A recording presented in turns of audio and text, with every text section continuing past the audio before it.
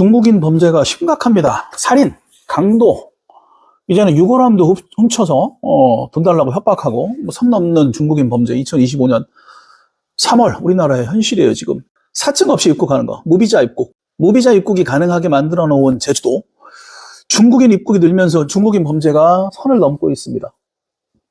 최근 6년간 외국인 범죄 검거 현황을 보면 2019년에 732명, 2020년에 629명, 2021년에 505명, 2022년 516명, 2023년 535명, 2024년 잠정 608명으로 2021년 이후 점차 증가하고 있다. 외국인 범죄 검거 현황을 보면 전체 67%가 중국인입니다. 제주 지역 주요 중국인 범죄 사례를 보면 강도 살인 혐의로 중국인 30대 A씨 등 3명, 남자 1명, 여자 2명이 구속되고, 또 제주시 소재 특급 호텔에서 가상화폐를 사러 온 중국인 B씨를 흉기로 수차례 찔러 살해하고 현금 8,500여만 원을 훔친 혐의를 받습니다. 이들은. 다른 중국인 C씨는 이달 19일 살인 혐의로 구속 기소됐습니다. 설 연휴였던 지난달 22일 밤 11시부터 다음날 오전 2시까지 제주도 연동 소재 원룸에서 같은 국적의 전 연인 B씨 30대 여자를 2시간 넘게 폭행하고 결국 살해한 혐의를 받고 있습니다. 사찰 납골당에 들어가서 유골함을 훔쳐 숨긴 뒤에 거액을 요구하는 사건도 발생했습니다. 새벽 1시 10분 제주시 한 사찰 납골당에서 40대 중국인 남성 2명이 유골함 6기를 훔칩니다.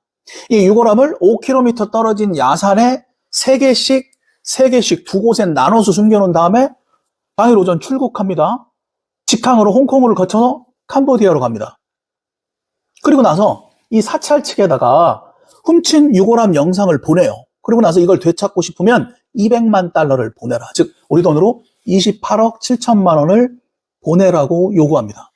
지난 18일 제주도에 비자 없이 무사증으로 입국해서 해당 사찰을 답사하면서 범행을 미리 준비한 것으로 알려집니다.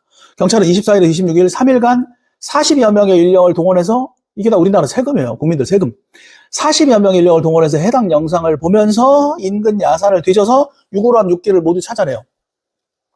특수절도, 유골 영득 혐의로 이들 중국인 2명을 쫓고 있다고 합니다.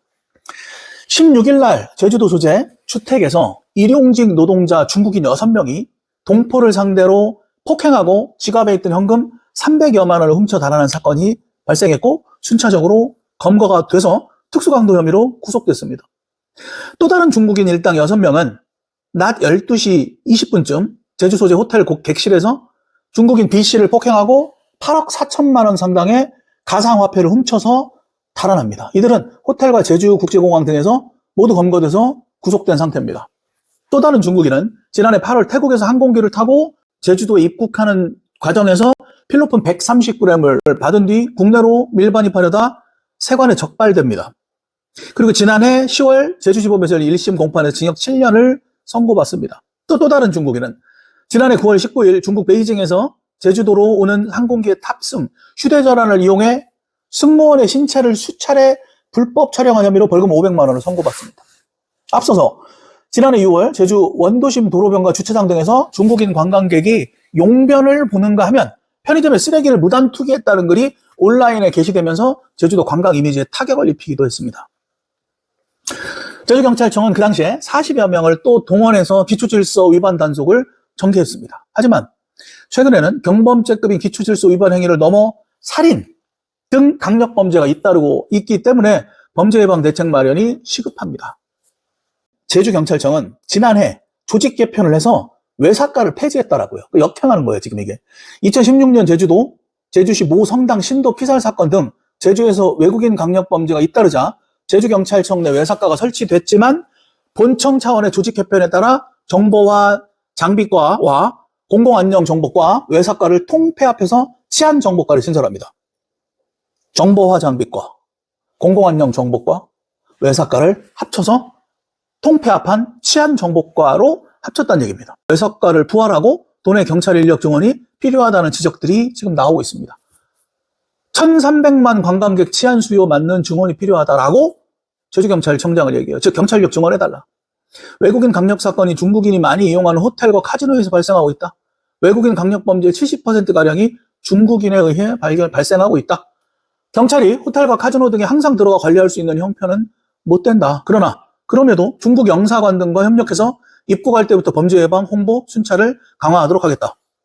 이게 뭐 정말 틀에 박힌 얘기하는 거예요. 틀에 박힌 얘기를 하는 거예요. 교과서에 읽는 거죠. 경찰 입장에서는 딱 거기에 맞는 소리만 지금 하는 거예요. 범죄가 일어나니까 인원 많이 뽑아달라.